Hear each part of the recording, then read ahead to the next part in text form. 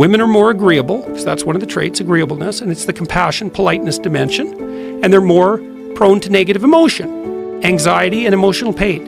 And that mirrors a psychiatric literature that shows worldwide that women are more likely to be diagnosed with depression and anxiety, just like men are more likely to be imprisoned for antisocial behavior, which is the reflection of low agreeableness. This is true worldwide. Okay, so there's no evidence of any bias, unless you say everything's biased everywhere in the world.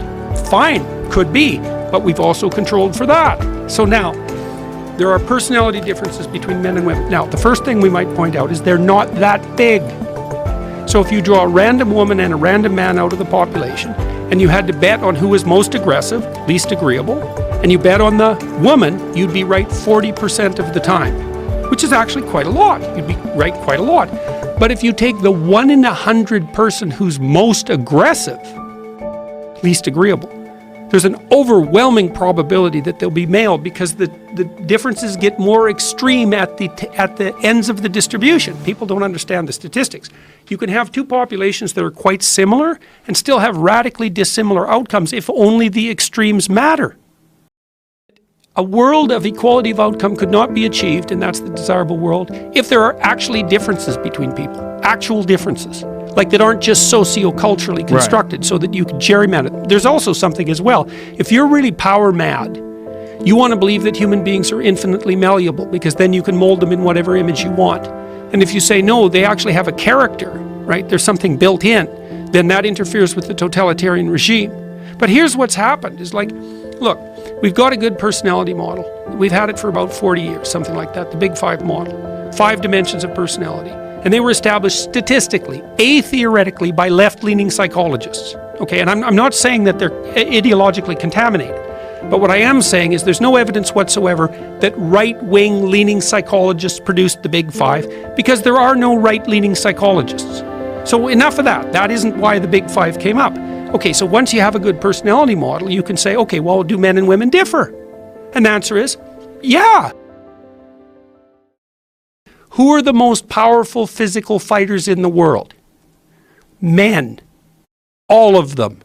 Well, does that mean that there are no women who can beat a man in a fight? No.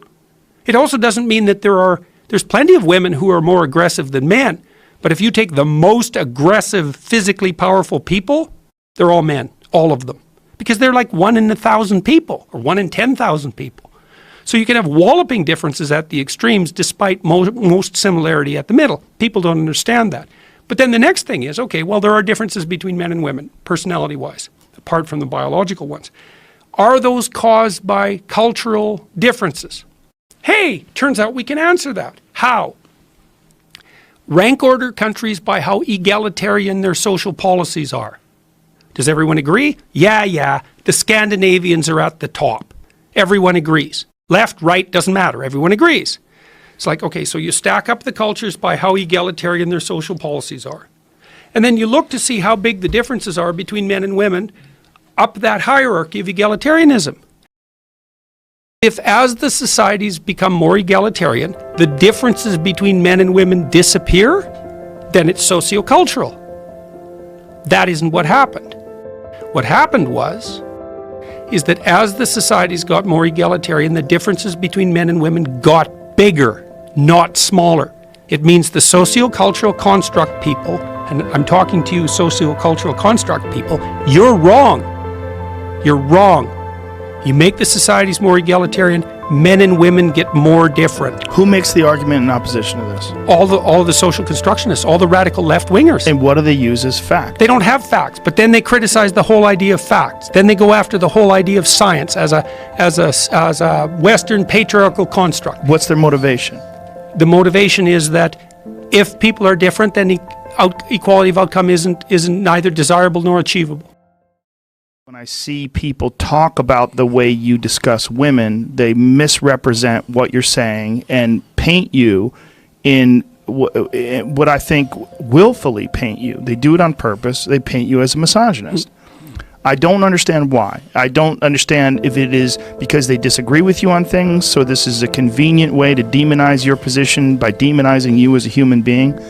But Well, it's partly too because I've made the case that there are differences between men and women. Yes. But like why that isn't a feminist case is beyond me. It's like, no, they're exactly the same. It's like, no, they're not. It's ridiculous. It is. And it's confusing. Ridiculous. It's confusing. Yes. Purposefully confusing. Yeah. And then the thing is, the data are in. So look, and people have accused me of pseudoscience, which I really think is quite comical because the studies that I'm reporting aren't. Who's accused you of pseudoscience? Oh God, journalists of all stripes, especially when I talk about differences between men and women. It's like, oh, that's pseudoscience. It's like, actually, no, it's not. It's bloody mainstream science, both biology and psychology.